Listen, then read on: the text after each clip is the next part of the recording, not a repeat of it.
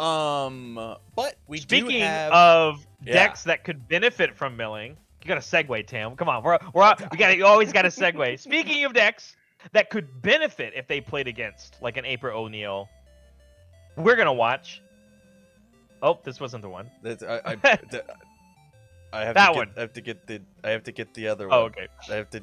You're not even. I have to do that. It takes a bit, Barrett. I gotta make the graphics, my guy. Is there a production? Is there a world where you could put the first deck list that you've already finished up on the stream, so I can yap about that one while you make the second one? No, we're allowed to just take our time. That's okay. This is your Be Right Back screen, by the way. If you don't want to listen to this and me vamp, go pee, go get a drink. Yeah. I've got myself like a little breakfast sandwich here that I've let sit here for that whole entire game. We promised you a quick one, and we were like, nope. I'll know better that when we get to the next one, I'm going to eat the sandwich. Yeah, eat. eat. You're good, man. I have a Red Bull sitting in the fridge.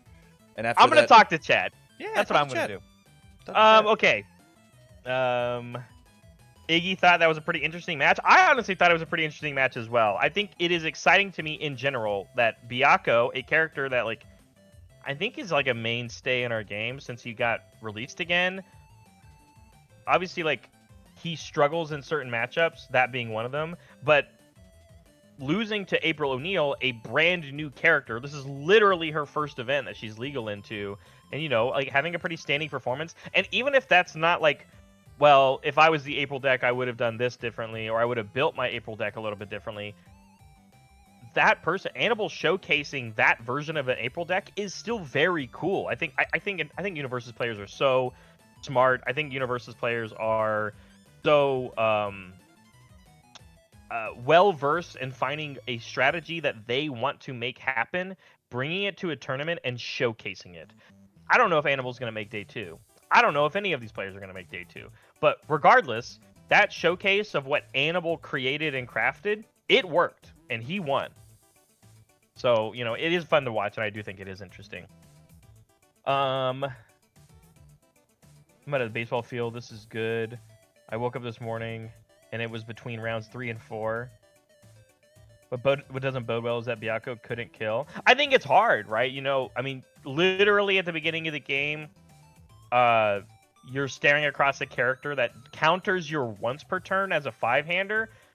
I mean, we've talked about it in the history of this game where, like, if you have cards that shut down 5-hand-sized characters' once per turn abilities, it is very difficult to play those characters in those matchups. But that doesn't mean, and I don't think anybody would say, that Byakko is a bad character. I think there's just a world, Mitchell, where, like, if we just adapted a little on how we went through that matchup, and we know this because we looked at the deck list, I'd hope that the characters maybe knew it, but like that Scumbug that hit the board on turn 2 or whatever was the only copy of Scumbug. If we just get rid of it, we probably have a way better game. And we just didn't make that decision to do that at any point during the game. I'm not even saying like, oh, well, what if Byakko didn't draw 2 attacks to deal with the elusive keyword? You're right. Oh, what if Byakko, you know, didn't have enough damage to kill the Scumbug, which is just a lie, right? Because Byakko built massive size on turn 1. We just didn't do that game plan, and so I think if there's anything for Breas to learn from that match is that you have to respect some of these backups that also directly counter what you're trying to do in the game. April surviving is what it was built for. It looked like absolutely it was. I mean, we said that it was a. If you looked at that deck for April's deck or Annabelle's deck, and you were like, "Oh, this is a mill deck because it's April," and the reality is, and we said it at the beginning, it didn't look like a standard mill deck because it wasn't playing like 4 copies of Sweeping Daggers. It wasn't playing the 3 difficulty stab attack from Critical Role, which is in most mill decks. There's a bunch of things that it wasn't doing, right? But a lot of the attacks in that deck were strictly there to be block tricks. Rising Uppercut, block trick. Dimensional Sphere, block trick. April's Investigation, also a block trick. Wind Barrier, block trick. So it had attacks in its deck, which means it checks a 3, but they weren't there to kill your opponent. So you're right. April did do what it was trying to do, which was survive, because that was obviously what most of the cards in that deck were for, and they did it well. I agree. Only really take. If you like that, make sure you check out the rest of these videos, as these are going to be posted over on the YouTube. But for now, let's jump into game 2. Barrett, tell me about match 2 real fast. Who we got? Yeah, absolutely. So first off, we've got, you know him, you might love him. It is your last regional winning character, Zeke, Yeager, the Warchief himself. And I think what's really interesting to look at this specific deck and this list is that, again, I'm not here, but Wub's in chat, so he might be able to tell us. This might actually just be a carbon copy of Wub's list. No. And This is Chaos, not... Oh, you're right. It is Chaos. We have it. So we have a then Knots what Flask are we... here.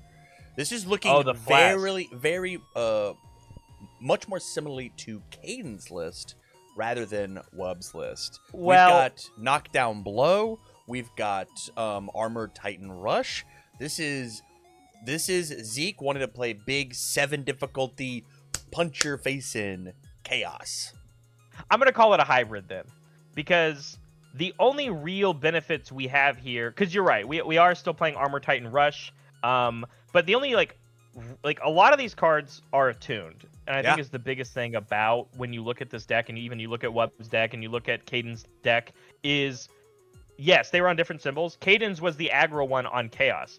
This deck is using tools that Caden used, but is stealing a lot of the like card counts that Wub was using. Yeah. And the reason I say that is because the 2x Harness Undeath here means that, hey, we're putting a lot more respect on backup decks. And not playing the 33 backups or whatever that Caden was playing, this amount of backups is a lot closer to what Wub was playing. So you're right, it's kind of like a marriage of the 2 decks. Yeah, I am excited for it. I think the big card that I want to see like really showcased here is just emerging threats. I want to see that card in action of let's play a follower, emerging threats, build it down to just like try and get our game plan online even faster. This deck is going to be explosive, and if one explosive deck isn't enough, let's have 2 on stream. Here we've got Angel on Katsuki Bakugo 4, an EU staple. The EU loves this guy. They want to play this guy so bad. Yeah, and we've even seen the character and different deck versions of Bakugo 4 go through different iterations even in Europe, right? Because like things like the attack lineups that you can see here, only playing 1 copy of the 2-check is a real choice. Yeah. Like I would agree with this in the sense of gone are the days of old where you have to play Bakugo 4 and you have to play 4 of his 2-check, and you just have to, you know, get rid of all of them in your opponent's hand. And the reality is the truth of this character has always been the same, and it is actually always rabble-rousing. It's always rabble-rousing. It always has been rabble-rousing. And any extra tools you get, depending on your symbol choice that you pick for Bakugo, is where you really decide where you want to go with this. I even love the 1x tech of the Echo attack with Gran Torino's face on it, High Velocity Rush or something like that. And it's just like, I love that we're on air. I'm a big air fan myself. I hope that it's enough resources to deal with this Zeke Yeager Warchief deck that we know is a tournament-winning level character and deck. So I'm excited to see how this goes, and it's good that you have some answers to deal with things like, you know, we have Throw Hate with Mikasa Defeats. We have Attack Negation Hate with Cape. Very good against Falling Titans, as we know. But at the same time, things like Harness Undeath might be a little scarier for us. Absolutely. So as we get the match keyed up here, I have decided that we are gonna watch this at a little bit faster of a pace. There's no reason for us not to do like 1.25 playback speed. And we'll just talk through it and make it a wee bit quicker. So absolutely. With that, I'm struggling to find Angel. Very bottom of the list. I also struggled. Oh, you're right. Thank you. You're very welcome. Awesome. Okay, yeah. So We'll 2 times speed, great. and then 1.25. So it's only a wee bit faster, but All looks right. like Zeke's going first, checking Who knows? the most blinding Ah! of all time. I'm sure we There are some passed backups in there though. most of them. I guess. Neat.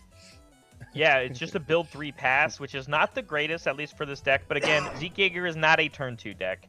You know, surprisingly enough, I know Caden was winning some of his games on turn 2, and having things like knockdown blow and the Zeke once per turn for +2 your check. You can do a good string, of course you can, but we are not passing a 7 difficulty attack right now as your first form with only 1 foundation in your stage. So taking your time, slowing down, which is exactly what I think Angel is looking for in this matchup and for Bakugo in general, right? We built a strong defensive piece that will keep us alive. We're building some draw power, a lot of draw power actually, but checking that rabble rousing means we're only going to build our 3 foundations in 1 asset, but having good defense means you're going to feel a lot more comfortable as Angel right now going for a strong turn 2 offense compared to Granados right here, who checks a 4 on our Beast Titan Rock Barrage, which is, I think, full disclosure, Tam, and you might even agree with me, the best attack in the deck. Yeah, it's the one that you play at 4 of. Yeah. And even checking the 4 there means we've lost our only foundation,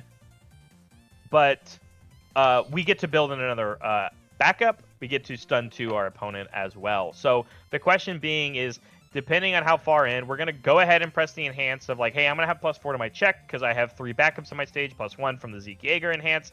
And we're also going to start making some peaks. We're going to take... So I said a strong turn 2 from Angel is going to be very powerful for him. But the fact that Granados said, nope, I'm just going to slam this one. The worst case scenario, I check a 3 and I lose my character. But don't really need your character aside from the check grease at this early in the game. Yeah, this is just a big get out of jail free card of... we failed this Yeagerist on our first turn. We checked a 3 on the 4. Well, the Rock Barrage got it back and said it didn't matter what I checked. I have it again. And if we decided to play in a threatening attack, like we are, right? We've got the rush. This is on an 8. Checks an 8. All this is doing is saying, hey, the cape that you played. Do I not have access to this card? Keep it overturned. I got it. To the bottom. Can you try to play Armored Titan Rush? Yeah, I can do that one too. Sorry, okay, here's the cape for everybody at home. Pretty. Hey, look, it got used. Oh, you're right, it won't click. I will message. We found a bug, chat! We found a bug! It's okay. But that's our job, that's what we're doing this weekend. We're finding bugs. But that's okay. You ready? I wonder if it's for flip cards. Whoa, how'd you do that? That's not me. That wasn't That's not me. It might be flip cards. I'm gonna go find another flip card. Can it do Falling Titans? It can. It can do Falling Titans. Yeah, I think it's just that one. It might be reading it wrong. Okay, fair enough. Anyway, that's okay. Sorry about that, chat. He better not play another one. Armored Titan Rush, it did get caped very quickly, and then we proceeded. We're like, awesome, I got what I wanted out of this turn, right? So we proceeded to build our Dramatic Exit as well as Marley's Warriors. So only 3 backups and only 3 foundations in our stage, at least for the side of Granados. But here we have the bread and butter that we talked about for Angel and Bakugo for Rabble Rousing. Response on play. You can give all of your attacks a -1 damage for the rest of the turn. All attacks, right? It's all attacks.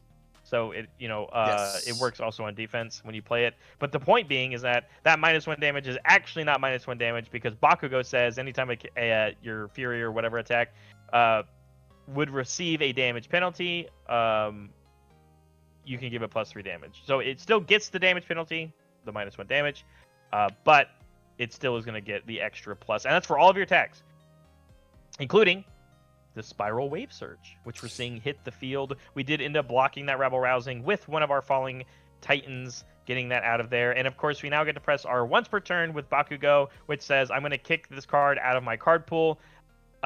It was a Rabble Rousing, which says we're going to make Zeke Yeager lose 2 life when it clears, and your opponent has to discard a card from their hand. So we've now gone to 0 cards, as you can see from Granados. We played an offensive, we built some cards afterwards, we played a block, boom, we're immediately out of a hand, and this is where Bakugo can kind of take the game away. As we are still staring across, -3 damage from the Titans under order, or yeah, is that what it's called? Titans following orders? Titans in orders. Titans in order. Yeah.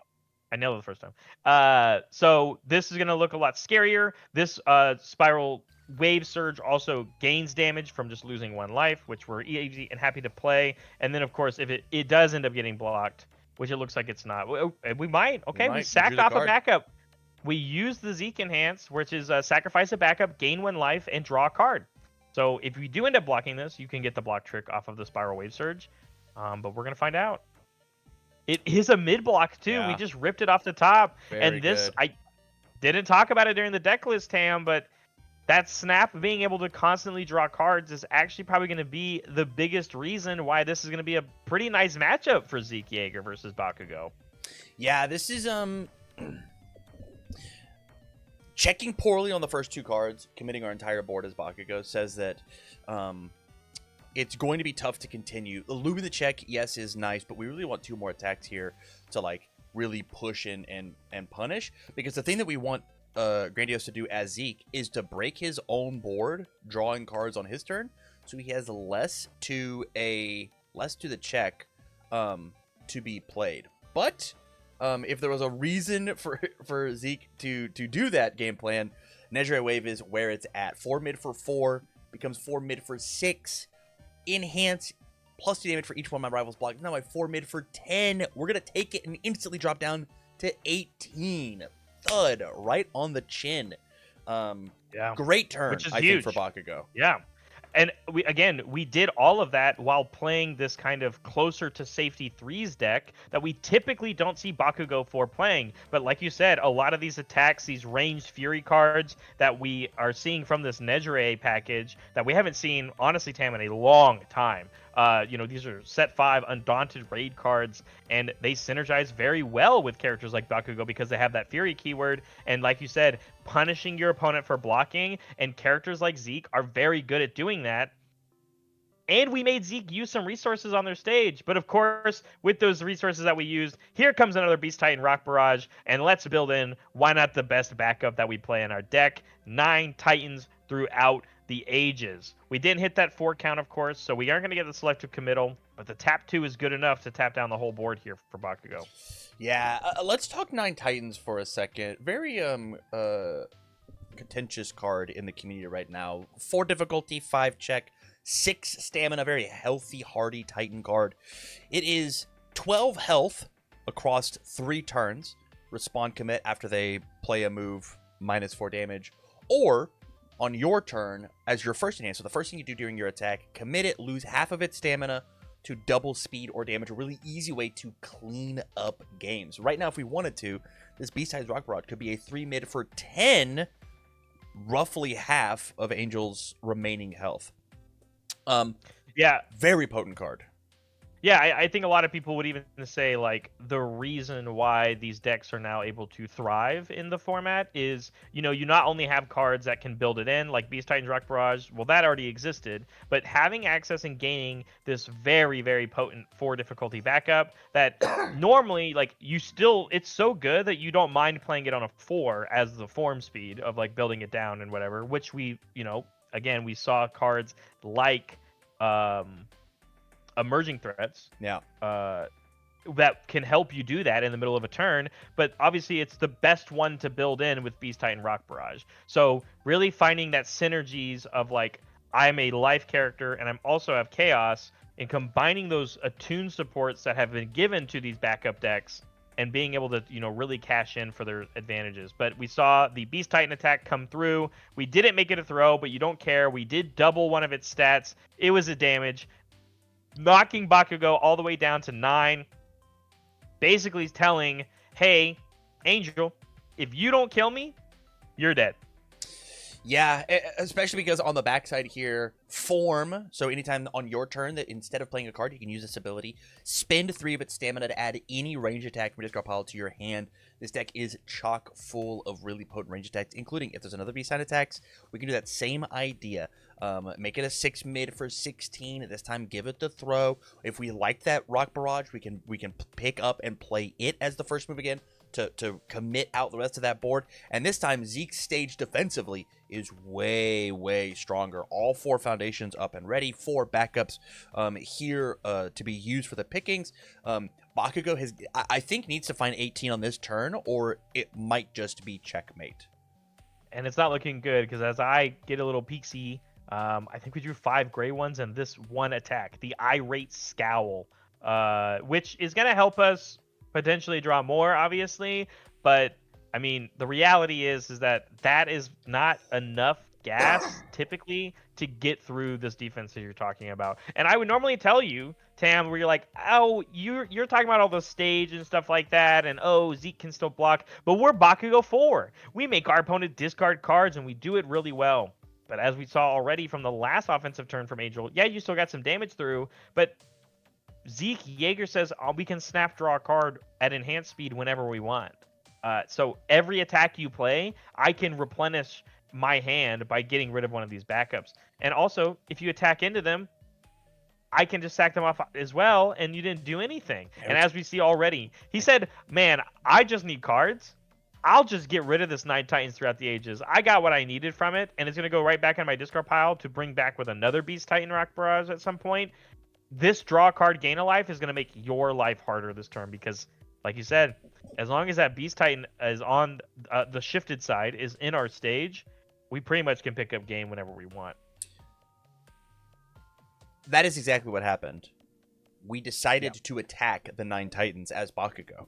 So we utilized Zeke to destroy the 9 Titans and then draw the card to drop the attack. It did not land. We did not lose the health. All we did was gain a health and draw a card over on Zeke's side for a backup that was already going to die. We got to have a singular enhance, which Angel decided to use as draw 1 because my rival has 2 or less cards in their hand. We used the ability on the attack, drew into it, and we know that, like, this was a losing proposition because all we have to do is form Beast Titan, hit back up the Rock Barrage, play the Rock Barrage. I've got my 9 Titans back. And I don't even think it just has to be that, right? Depending on what gets built here by Angel, it just says go pick up Falling Titans. And having 4 backups in your stage is just enough. Like, it's just enough. As when you need to deal 9, the game can just be over.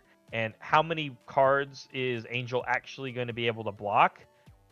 Probably not 5, you know. And that being said, it also just kind of depends on, like, where we're at.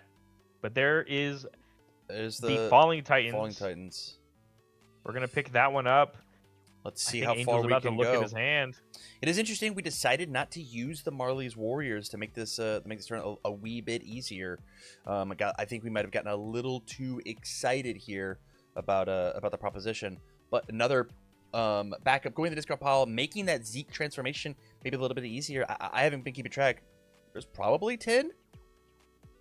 Yeah, that's kind of what I was going to get to, is that, I mean, maybe the Marley's Warriors doesn't matter, because if we just start playing the Falling Titans, and on the first Falling Titans we flip our character over, yes, we lose 1 backup, which is 1 less play of Falling Titans, but to guarantee that you can basically pass all of these might just be worth it, of course, on the backside. As you pull it up, the Beast Titan Finale, giving +2 to all of our checks to play range and or Titan cards.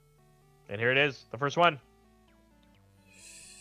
One of my favorite things that happens inside of a Super Smash Bros. Tournament is there's a character named Marth. It's a sword guy.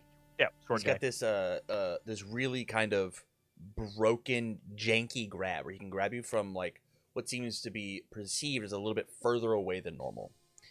And on specific stages, whenever he grabs you and he throws you up in the air, when you fall back down, before you hit the ground and have a chance to do anything, he can grab you again and then throw you up in the air. And it does like 2 to 4%. And every time... But you can do it infinitely. Basically. There's some things that you can do. Juggle them or whatever. You can juggle them. Whenever Marths get going crazy with the throws, the crowd just screams, "Hey! Hey! Hey!" Oh, every time it goes every up. Every time that... Hey, hey! Every time that I see Falling Titans, I just want to like, it hits the board, when they respond, like, hey! Hey! Just pick it back up, play it. Hey! Hey! How many times can we play it? Yeah, it looks like we have gotten now to the enhanced step of this Falling Titans, which means we're going to take a peek with this Yeager's follower. And I think we are going to press the Zeke enhance to destroy this or sack this back up, flip over, draw 1, and gain 1 life, going back up to a healthy 20. And now we are going to have +2 to play these. But there is an asterisk on that, Tam, because we've only gone down to 3 backups in our stage. You lose the +2 to the check when you don't have enough backups in your stage. There is like a hoop to jump through to do it. Yeah. So as soon as we get rid of one of these backups to pick up this Falling Titans, which we might not even do because we want to keep them in our stage, we've lost that ability. Yeah, but we We're do also get going to use the other. tack on the ability of Zeke Warchief on the front side. So we've got +4 to our check because, we've sacrificed a backup. And then the extra +2 because there's 2 in our stage. So I think playing not just this Falling Titans, but maybe even something more impactful like Resurrected Titans is going to be get +3. high impact. Yeah, so +3 to that one because the check doesn't happen until at this moment when you make the check. We only have 2 backups now. So yeah, in conjunction to that, but regardless, we checked well and we had that plus already given to us, and we're going to go straight into this Resurrected Titan, which is, like you said, we're going to blitz, we're going to sack this foundation, and we're immediately going to go grab any shift attack or backup from our stage. We're going to grab this female Titan attacks, and you still have to deal with my 7 mid 7. Yeah, 7 mid 7. We did block the previous one, but it essentially says that if we don't deal with this Resurrected, every other move is going to be lethal, and that includes the 3 more Resurrected or Falling Titans that we're allowed to legally play. Yeah, correct. Exactly. Like, we still haven't even gone back to those. And of course, we even still have. We went and found the female Titan attacks, Tam, which the female Titan attack says blitz, draw a card, and ready a backup. We have a backup to ready. Yeah. And it's a good one. Yeah, combining that with things like Inspiring Song and A Night's Rest to stretch out our stage a little bit longer, it's possible that we're going to be seeing a little bit of frog hopping with our stage, specifically backup wise. This also has powerful and EX on it, as we still have it. So we have this one momentum that we got from earlier on in the game. You could put this to lethal and be a 7 mid 9, and I think that is going to be the play here as we kind of count foundations and ready resources in the stage. But of course, we still have the Bakugo once per turn. We can clear any card from our card pool, Tam. Yeah. And just because it's not our turn, they're not going to discard a card. But you still get that prog out of the way, and we did also have a push the advantage. Is that the one? So push the advantage lets you draw after he's the card is cleared. Yeah.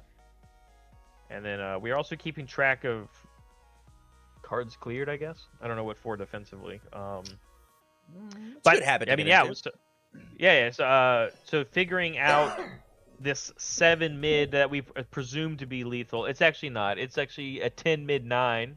Yeah, we decided to press the dramatic exit. Yeah, so we're gonna give it a little bit more speed after that powerful enhance. So I think basic block math says this will be on an 11. Yeah, writing is on the wall that this is going to be game over, but we do have one last trick up Bakugo's sleeve here with the Reluctant Role Model, a playable wall committed -1 damage. So we could just like put this to not the stats. We have. Oh, I forgot the keeping beat. Yeah. Oh, keeping beat +2 to our check. +2 to our check. We needed to check a 6. Keeping beat says it was basically a 6. We can tap out completely to block this move with our +1 mid block. My question for you, Barrett, is when did we discard the card? We have to have discarded a card in order for keeping beat to work, and the answer is bring it on all the way back when we picked up that Falling Titans at the very beginning. When you add a card to your hand, you discard a card to bring it on. You're right. We glossed over it, but I do remember that happening. It was as soon as we pressed the Beast Titan form. Yeah. And oh my goodness, staying alive by the skin of our teeth here. And even if you play, well, hold on. I think the female Titan attacks is still lethal. On a The question 7, is 8, 8. The question is, it's not as long as we remember that we've got -2 damage sitting in our stage. Tenacious, playable while true. committing. Absolutely. Wow. Oh my gosh. I think Actually it's going to take surviving 3 here, attacks. which Or we 2 more could find a way attacks. to do it. Readying cards This up. We're doing is some math. the question. Yeah, does readying this Beast Titan in our stage for using the plus damage ability on it matter? We're trying to calculate it. We checked a 3. It's on a 7, 8, 4, 5. We got -3 difficulty from the resurrected. Yeah. So it was a You're 4, right. 5 with +2. Check the 3. We commit nothing. But this is gonna be asking for a little bit extra. 7 for 7, and then let's ready up this 7 for Beast 7. Titan. Why is it for Ready 7 up for the Beast Titans. 10? Yes. Okay, we're good. And like you said, though, like Granados sees it as lethal because we can give the 2 damage from the Beast Titan, but we know that there is those reluctance in the stage, and they're sitting there. And so if you just don't remember that you have these abilities to make it lethal, you And can of course flip we your do. foundation The Bakugo Tenacious Master from -1 damage to put it 1 off of lethal, and then ask your opponent once again, like you said, 1 more, please. 1 more, please. Yeah, we need the bonuses, and I think that the flip mill +1 to our check makes total sense here. We have to stretch out the stage for as long as we can, and I think there's actually no reason for Bakugo to press that other minus damage. There's no reason to use the other reluctant model. It's more damage on our turn. They did their job. Yeah. It is forcing our opponent to use more resources. That -1 damage is no longer going to matter at this point because any attack will be for lethal at any point. We are completely tapped out. That was our one little trick that we had in our stage. But as we do the math and we go, okay, I'm going to have +3 to my check to play this next thing. We're also going to take a peek at the top card of our deck. It's good enough. We're going to leave it right there. It's probably still going to end up being curtains, but that was some very near perfect defense here from Angel, aside from the fact that these moves are just really big. Yeah, they're big, and when you put them in the correct order, they're pretty easy to play. Falling Titans into Resurrected into Female Titan says you get to stretch your stage out, draw a ton of cards. These massive 5 high 6 7 7 7 7 is just it's just a beating, especially when you started the turn at such a low health total. So dropping all the way down to 1 after taking it. The question is what is the coup de grace? And it looks like Beast Titan attacks. Zeke getting in the mix himself, saying, hey, I'm going to finish this one off with my own signature move. Let's make this bad boy a throw, I'd assume. And you better have something impactful. Genkai's Guidance? Something? Give me anything. We know it's not in the deck. It is, yeah, there's a handshake for game 1, going over to Granados on the Zeke, Yeager, Warchief Chaos Symbol deck. Again, in this kind of hybrid formation of both of your finalists for Louisville, really showcasing a new version of this kind of deck that is, I would say probably, again, closer to Wubs, but like you said, we're on the Chaos Symbol, we're not on Life. And there are some meaningful choices that you get to make there. But pretty well decided, but Angel for sure gave Granados a run for his money. Yeah, cool hybrid build for sure. I think it's really, really neat to see 2 very potent, cool decks meet in the finals, and then as the format evolves and moves on, you take ideas from A, ideas from B, put them together, and find this neat Warchief deck. And I think that's what we talked about coming off of Louisville, right? Was that, hey, there's going to be a giant spotlight on these decks now because they did well. People weren't necessarily prepared for them. They didn't play all the cards they could be doing into these decks. And with a spotlight on your deck, as you do more testing and you prepare for an event, you're running into X, Y, and Z answers. You, as the person who still believes in the game plan of what the deck is doing, you must adapt as well. And so that is exactly what you're talking about. It is this hybrid combination of both of those decks coming together to fight on both axes, right? You have the cool calculated control game plan that Wub was doing, and then on the other side of it, you have the offensive real potential kill pressure that Caden was doing with his deck.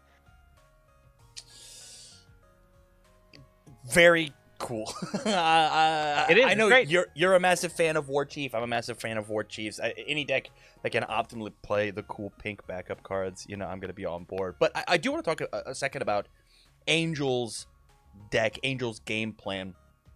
Because it did not feel like that was such an unbelievable beating. It felt like the game just got a little away from us. Obviously, Zeke Warchief went first, got a little ahead when it came to what was happening on the board. We had to take a full turn off. We fictitiously attacked a backup that Zeke got a +1 gain 1 health off of, and it didn't matter. We built Gray and then passed. So like, I mean, this does not feel impossible for Angel and Bakugo forward by any stretch of the imagination. I mean, let's talk about it, because I think the reality is I think all the praise I was giving to Angel on, we've evolved, we've changed the Bakugo 4 list to not have to play so many 2 checks. But the real answer is, Tam, is that if we were actually playing 4 copies of Explosive Rebuke, that is an answer to this problem that we're running into right now, which is my opponent has so much draw at enhanced speed. Explosive Rebuke is an extension of that discard ability.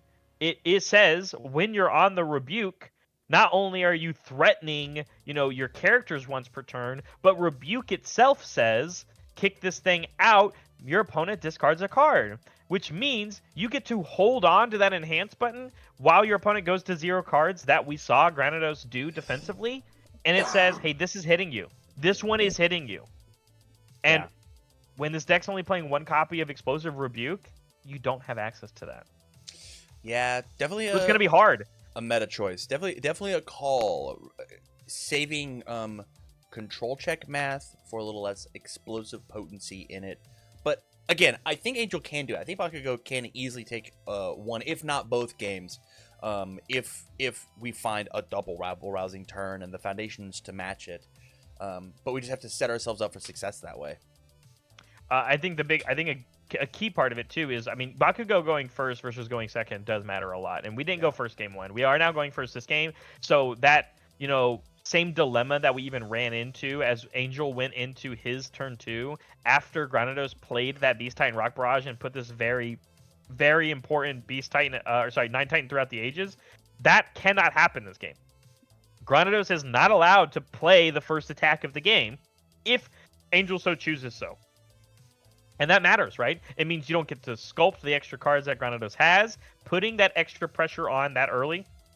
And especially if we can build potentially 5, we're going to fail that last one, but even playing that 2 diff as that 4th foundation there and checking the 5 on it matters, right? We've got that 4 foundation stage here. We've got that keeping beat in our stage, latent skill to grab some potential offensive abilities. Return to Normalcy is a great card. Even with 1 rabble rousing, though, like, just saying Return to Normalcy commits sideways for -2 damage isn't the greatest. But yeah, having to lose our Zeke and then also still failing on that next foundation. This is a better build that we saw than game 1, but, it's not the best, obviously. I think if I have 2 attacks, I'm slinging them both at the Yeagerists. This is a turn that I do not have to worry about Zeke blowing them up. I'm going to be grabbing 2 momentum off of hitting both of these. I will be saying that Zeke cannot cycle extra cards out of his hand. I absolutely am going to be targeting these backups, because the more backups that are on board, the more potent your plus to your check, and you turned your guy sideways.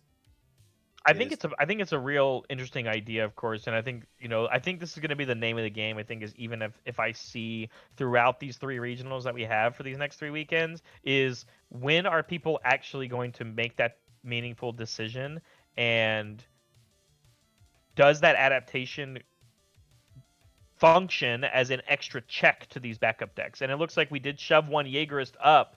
I think we have denoted that this is the target for this, and you don't care, right? Because this rabble rousing is just the setup. So if your first 2 attacks this turn are at the Yeagerist and they're just both rabble rousings, and then you start slinging all these moves at Zeke's actual face that are going to come in with +4 damage, that's huge, right? Yeah. I would be a little bit nervous because of what we decided to attack with these rabble rousings. Yes. I want to use these to unload some massive, massive damage. But if the hand is saying that I got to spend this 4 difficulty to clear the backups, and that's the reason that I lost the game last time, then like that's where it is. Uh-oh. Ooh. So we press the Zeke button, but our character is committed. I actually don't know what. I think here's the thing. He pressed the enhance button on the Zeke. He already knew what that top card was. Like, it's not actually hidden knowledge. I think it is interesting. It's right. interesting. That's a weird one to me because you already knew what the card was and you left it there. So here's what I care about. You drew the card, right? And that's the infraction. Sure. Like you drew a card you weren't supposed to. I get to rip a card. I think that's just it's just the correct answer. I think it's just easily grab one of those 9 Titans because they're super removed from the game. Swallowed by the abnormal. You gotta get that out of here, man. Yeah. But like we did still press that Zeke button. It was already committed. It's just gonna be dying, of course. Did we discard pile that 9 Titans or did we remove it? I missed it. It should be removed, but it is in the discard pile. Interesting. That is okay. It's okay. We're in the past now. We're in the past. I'm gonna call somebody right now. I'm calling John UVS and I'm filing a complaint. Everybody, if you care about that card being gone, message your senator. Fair enough. Here comes another Spiral Wave Surge. This one can get very big if we want it to. But I mean, let's talk about it, right? Angel did what you said. Angel attacked the backups while Zeke was committed. We're gonna get that momentum. It was a rabble-rousing setup. We're even going to cash in the burn from the rabble-rousing because we're going to press our once per turn from Bakugo. And here comes the other 9 Titans into the trash. We get to press the Yeager's follower because you might as well because it's probably also getting attacked here by this Spiral Wave Surge. Our card pool is pretty clear for Angel. We have +2 damage on whatever move we end up keep playing. We got a Beast Titan attack off the top of the deck. And Granados' stage, after all of this is said and done, is going to have 0 backups in it. Yeah, I think exactly the goal here, exactly what we want. Do the cleanup, do the hard work, and then now there's that explosive rebuke coming in to lay the smack down. This is absolutely going to be ripping that card out of the hand, and we have the potential, depending on how we sequence things, to, if mis-sequenced, stun these 2 cards. This thing already has stun 1. We can increase the stun rating a little bit, but it feels I don't think we're actually unlikely. going to ever get that, right? Because you have to flip the foundation first to increase the stun rating, and in between all of that time, before the stun 2 comes out, you're allowed to return to normalcy to save the 2 damage that's already on it, right? Yeah. So sadly, I don't think it actually matters, but getting that extra card pool clearing and then getting that last card out of Granados' hand, I mean, you're going to just start eating this to the dome, right? We're even going to press the Inspiring Song here, I think, for the -1 to Angel's check that says, hey, this is my only line of defense. I have 0 cards. I have no way of getting any more into them, and my entire stage is getting committed. There it is. Yeah, Grandiose needs to get Angel out of his turn as quickly as possible, and a pseudo breaker 1 is the only hope we have of doing that. Absolutely. This one's going to connect, though. We talked about generating momentum from hitting those other things, but we don't do that in this deck. But that one's going to connect. We're going to keep that one as momentum and then build some foundations out here afterwards. So, again, you kept them off of backups. I'm crazy. If that last card in my hand is a foundation, I play it. I play it every time. No, I think that's fair. What is Zeke going to do on 2 foundations, no backups? Cry? Look at me. Whoa, there's so many actions in the hand. I think there's 4 actions. Maybe not. Maybe rescue. It's got to be 3 at least. Backup. 1 backup in the stage. I think even then, right? Like, you still feel pretty good if you keep attacking into them because you keep Zeke off of the attack or off of the backups. Yeah. Yeah. I don't hate this at all. I think 1 is the real decision that you probably don't have to attack it. Because even 1 Beast Titan Rock Barrage doesn't like put it to the fore for that shoal, right? Like, I think there's a real discussion to be made if you don't attack the Zeke, the Yeager's follower, for your attack to actually get aborted. I think the quality of our hand is going to play a large Yeah. spot into it. If I have a single attack, I'm attacking the backup. Like, I'm just down. I'm excited for some of these interactions, though, of course. So another Spiral Wave Surge hitting the field. This one can get big if we want it to. Checks a 3 on it, so we're going to have to tap our 1, which is just a nice try, which we'll ready up when we get back to Granados' turn. It looks like we're posturing at the Yeagerist. That might be true. That might not be true. I need to go read a card real quick. Please read. Perfect. From here, I'm so excited for this. Peek. And we are allowed to destroy with Zeke and then redraw. I missed a couple follows. Jay Bentley 621, thank you for the follow. And then Trajo Boosh. Thank you for the follow. I appreciate it. Very kind. All right, here it is. No more backups on the stage. Irate Scowl coming in again. We did check a 3 on it, though. So we're going to have to tap 2 of our face downs.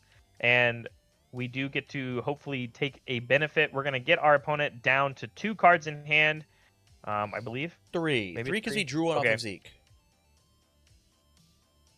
Okay, yeah. So we went up to 4? Went 3 up to 4, down to 3. Okay. So it means we're not going to get the extra bonus from Irate Scowl, which says that your rival has to have 2 or less cards in their hand to draw a bonus. I was really excited, Tam, because one of those, you said there's a ton of action cards in Granados' hand, and one of them is Runaway, and Runaway is a way to protect your backups when your opponent actually attacks into them, because it doesn't deal any damage. Yeah. Let's actually show the Runaway before the damage step of your rival's unblocked attack. So I'm not positive. Can't block it. Oh, I'm you're not right. positive you're allowed to because you never get to the block step. You would be correct then. I was wrong. I missed that word. I just read the first sentence. The damage step. Because you're right. It doesn't actually gain that unblocked status.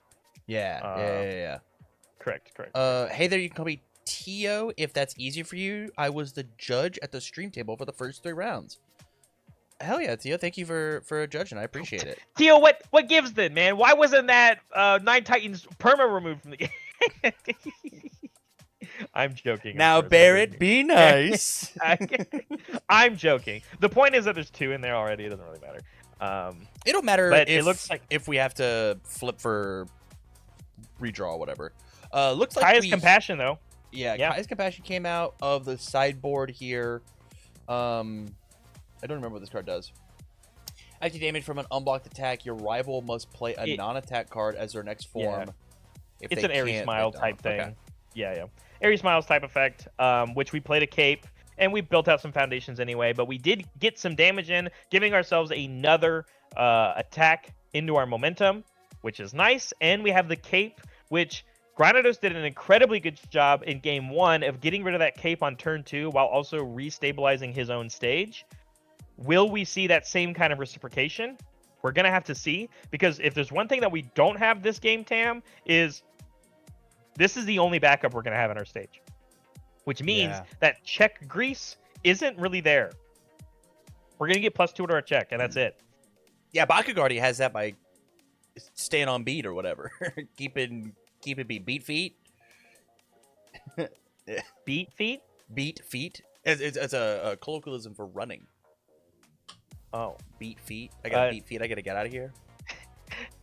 He's playing drums. Tio says, "Be gentle, chat." Or be gentle, Barrett. This was our first big event. Absolutely. I'm kidding. Of course, it's not that big of a deal. See, Tam over here is the one that says if at any point we're not following the rules, we're not playing real UniVersus. But okay. I agree with you. I think it's going to be totally fine.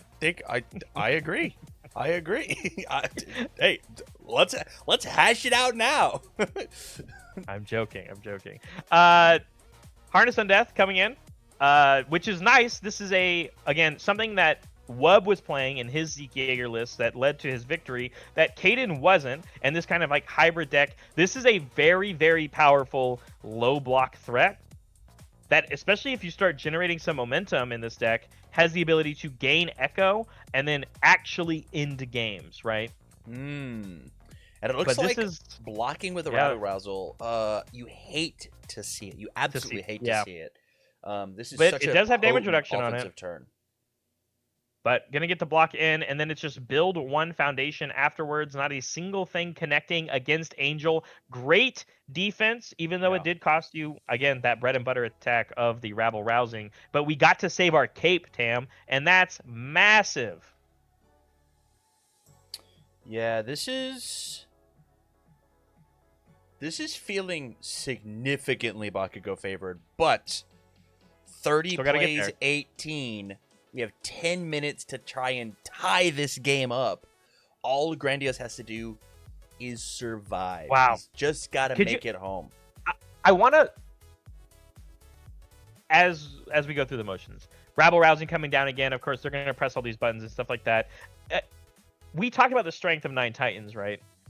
Yes, it is response on play -4 damage. But remember, against Bakugo 4, it's not actually -4 damage. Yeah. It's -1. Yeah, and I think what's actually happening here is we are targeting this 9 Titans because we know it's going to deal 7 damage. I think we're having to use Zeke, destroy it, and then redraw. Because we know it's just going to perish. As the first enhance, we are going to press it, and we're going to go to enough to flip over, which is also important, Tam, because now on this side of Zeke Yeager, you're not allowed to abort your opponent's attacks anymore. Yeah. This is a very big difference of the front side versus the back side for Zeke Yeager. And again, that static for plus tier check isn't live unless you have 2 backups in your stage. We don't have that. And again, if you want to gain life and draw cards, you have to have backups in your stage. What don't we have? Backups in our stage. They're just gone. Angel has done an immaculate job of trying to play against this deck on the axis that Granados and Zeke Yeager is playing on, while still getting the same amount of advantage that he would already be getting as the Bakugo deck. Because boom, hey, discard a card, clear the Rabble Rousing, you're still going to burn 2, and I've still cleared my card pullout and doing what my deck does best, and I've kept you off of your game plan and made you flip at the worst possible time.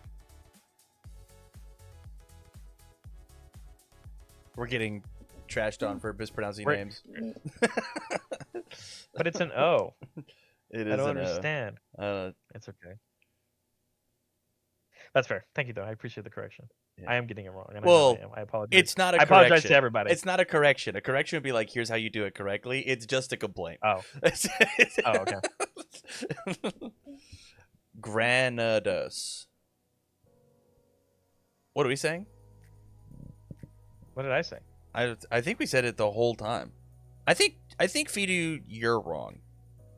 So... Is it like, and I'm gonna roll my R because I can do it. Is it Granados? He's saying or like, yeah. Or it's Granados.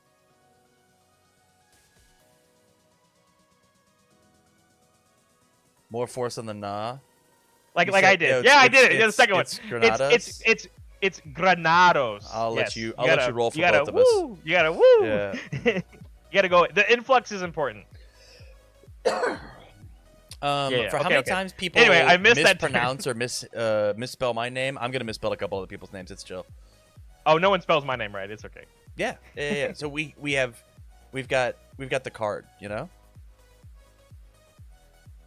Yeah, absolutely. But that attack turn did finish. We ended up building a couple more foundations. As we go back into Zeke's turn, where we have the Beast Titan Rock Barrage hitting the stage once again, we're going to build in that 9 Titans that just died. Going down to 12.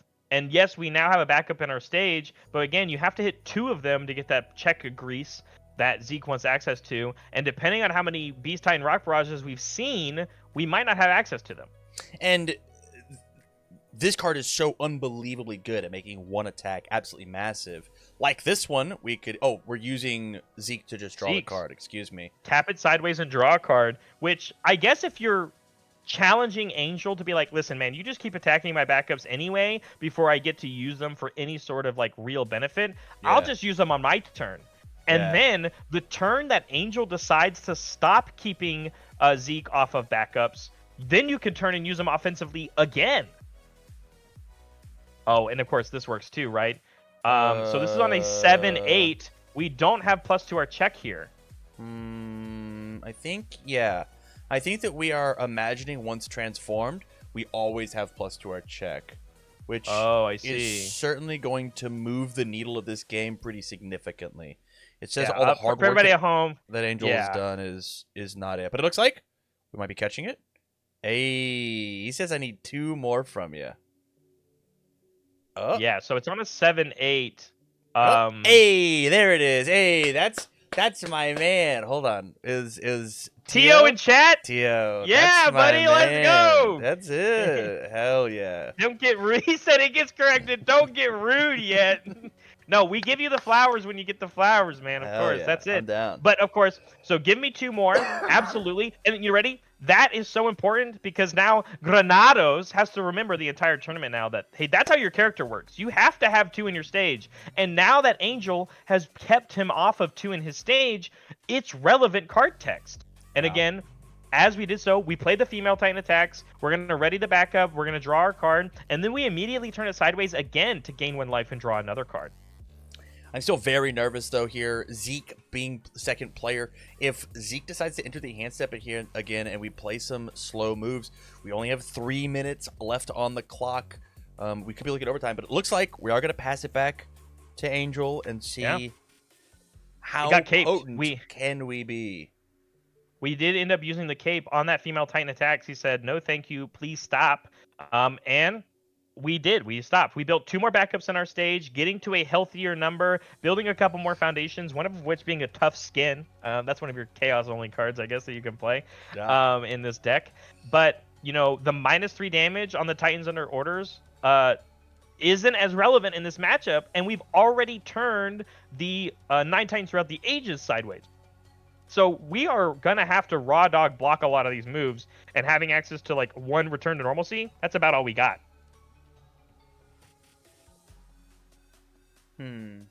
Drawing into our hand, I wonder if we might have 6 hand size problems again, Tam. Yeah, we are not just raw slamming them, which says that maybe we need to build again. And if we need to build, we need to build right this second. Yeah, you only have a minute to build because you went first this game, Angel, so you have to make the decision. But instead, we're going to kick things off with a Nejire Wave, and this is where we get to talk about the other ability on Nejire Wave, which says response. After you play this attack, you can spend a momentum, and your opponent must commit 3 of their foundations. Stun 3 on response on play timing. Imagine having to have 4 backups in your stage for stun 3. Couldn't be me. Couldn't be me. Just 1 momentum and a forward if attack for me, thank you. Woo! Of course, the other enhance on this attack isn't going to do a lot because nothing's been blocked yet. This is the first attack for this turn. But checking the 3 on the move on the Nejire Wave means that we did have to turn 1 sideways on the side for Angel. But this is a very strong beginning for an offensive turn. We do have to chew through basically 16 life, right? Because we can turn all the dice we're doing right now. We're turning this back up sideways. We're going to gain 1 and draw 1 card. And the drawing the cards will be relevant, of course, as we are playing against a Bakugo 4. But if you don't have a stage to block them, Tam, and all we have is +2 to our checks to block these, how much do we have access to? And it's only +2 if we're blocking with a range or a Titan card. It's not everything. And Correct. so it is not everything. Like with the hand attacks that we have, it would be a little tough to navigate through this turn. Yeah, absolutely. So speaking of blocking with another 9 Titans, it's got +2 to our check. It's just to play Titan cards. Checking a 6 here on, I believe, a 7. Am I crazy? Is it a 3 mid block? It's a 2 mid. It's a 2 mid? You guys gave that guy a 2 mid? It's a 3 mid. It's a 3 mid. All right, 3 mid. It's on a 7. Yes, and so we checked a little rough. So just turning Zeke sideways, I think, is actually a pretty good call because that Yeager's follower also represents -1 speed, right? So I think making the call and just turning Zeke sideways instead of the return to normalcy is a smart play. Responding with the Ryugi's agency trainees, though, building in the next thing that we play. And so it could be. I mean, I something imagine like like a a latent latent skill skill. would be crazy. Yeah, latent But it skill to looks hopefully like find some more not the idea here. We're gonna be playing high Velocity Rush. or yeah, just velocity rush. My bad. Velocity Rush is a high, so you're not wrong there, but not the Okay. not the name of the I card. think I confuse it with the Attack on Titan one, right? High velocity slice. Nice, yeah. But you're right. I mean, this one is cool because it has echo, which is obviously very important, and then also it has benefits on whether it's blocked or not blocked, and like spreading stats across the next move that will be coming afterwards, which could just be itself because of echo. I think we're representing. This is tough. I think that moment of normalcy is going to be massive at saving our life, because we do have that the copy of, I'll find it. Reluctant role model, yeah. All right, we're going for another block here. That again is a Titan card. So it is going to give plus to our check after we use the -1 speed off of the Yeager's follower, which it checks. We checked our 5. It's actually 6/7. So then we can use Echo here. And because the first velocity rush was blocked, this one gets +1 speed. Yeah, but not the stat that we're looking for, right? At this point, I think it's not damage. Out of the picture for young Zeke. I'm thinking that we want damage because we got to get that moment of normalcy turned sideways so that then we can play a big, massive bomb at the end and find all 15 in one fell swoop. And I'm just not seeing it happen. And then also, and then we got our first cycle also here from Angel. So there is a fresh deck, fresh chances at drawing some of our good attacks if we find ways. Remember, we still have that Ryukyu agency trainees effect that is live, and I actually like the idea of holding on to it if we already still have gas in our hand, because if you saw something like a Kaya's Compassion come down, it means you get to weave that foundation, and I think that's actually really cool counterplay on if your opponent has it or not. But the way that Zeke is kind of posturing here, I think we just don't have anything else. We just have this return to normalcy in our stage, and everything else is going to come at us in full force, knocking down to 9. But instead, it is just going to be a cape of no return and pass. It flips after it resolves, so it's going to go straight to the discard pile, even though it connected. Passing back to Reviewing Zeke. Runaway was the last card in our hand. Interesting. Which would have been very difficult to play on a 7. Yeah, on the 7, had to check very well. Looking at our discard pile, which at least tells me that we have something along the lines of like a Beast Titan Rock Barrage or Harness Undeath, which counts how many backups are in our discard pile, which makes 30 life a little easier to deal. And chat's saying, if I remember correctly, there's some misunderstanding of the actual timers for the stream table, the first round. This is technically round 2. This is round 2. As you see, the top is now changed. And so we might be seeing a little bit of extra overtime. It's There's fake more overtime, game to be played.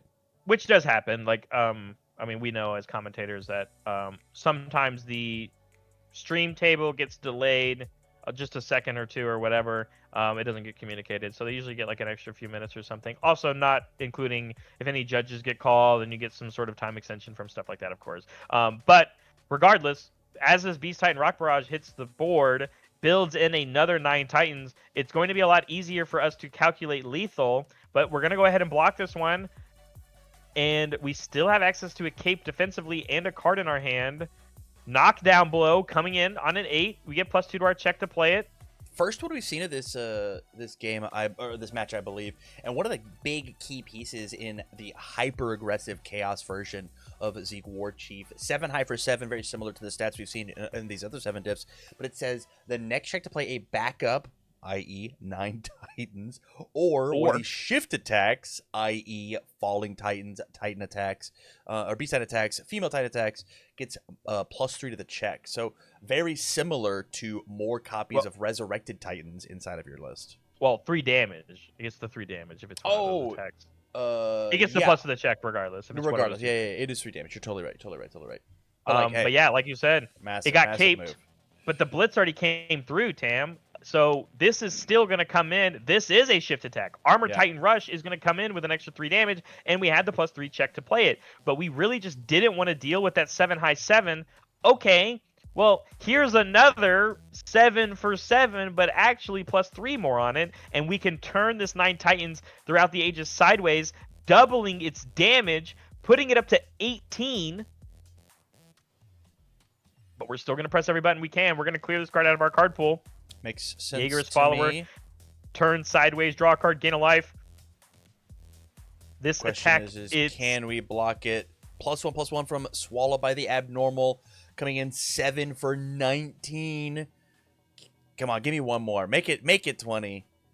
He says 20. catch. Yeah, just going to pull it up. Oh, I can't pull this one up. That's why I can't pull that one up.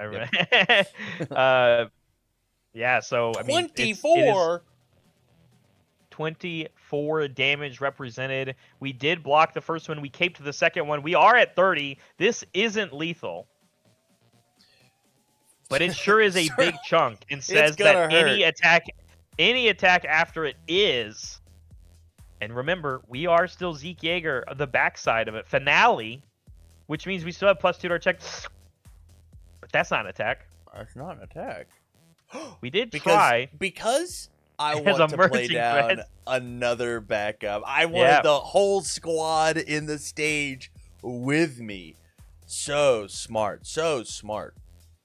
Yeah, so it's going to build it down, which means we have another ready backup. Harness on Death here on a 6. This one's not Titan or range, so we did actually check a 3 on it. Turns 3 cards sideways. And this is the low block. This is the low block check. We don't have any momentum as far as I can see. So but this is lethal very easily, even with no other stat input because of the burn ability on this card. Do you have the low block? With the first form of the turn being the Beast Titan attacks, committing that Mikasa defeats Female Titan, limiting the blocks that Angel could possibly have in hand. That last solo card, is it the low? If not, it is curtains. Spoilies, Tam. He showed it to us. It's a mid. It is and the partial block here means that we are going to burn our life away. Do you have it? Regardless, even if you lived this turn, if this was actually time, Granados already has the game win from game 1. He's just trying to lock in the 2-0. But I think we might be out of answers and out of solutions. And there's the handshake. There it is. Game 2. The 2-0. Taking it down. Going to Warchief.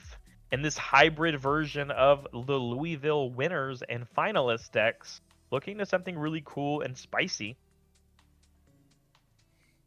That was dope. Pretty cool. Very, very cool. That was nice. Yeah. Yeah, and I wonder if we could have played defense probably a little bit better. I think Cape of No Return could have been saved. Yes, the knockdown blow is very important, big stats, but we didn't even give our opponent an opportunity to press a 9 Titans button. It's a first enhance, right?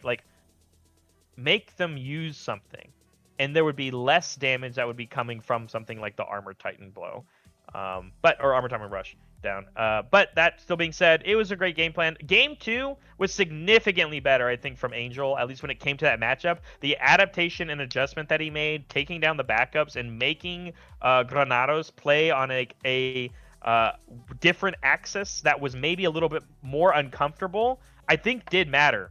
And I really do wonder, Tam, if we just drew a little bit more of the good cards, like attack cards, on that turn that we were really trying to do something, we maybe could have, squeaked in a draw at least, or at least take it to game 3 with limited time. But that was still good. It was nice. Good representation for the backup decks. I know I've seen the character breakdown. I don't know if you've seen it at all. It was on social media though. I saw it a little bit, but I didn't go crazy into it. But it's just interesting because eventually when we talk about it or we pull it up, do you want to send it to me? Spoilies.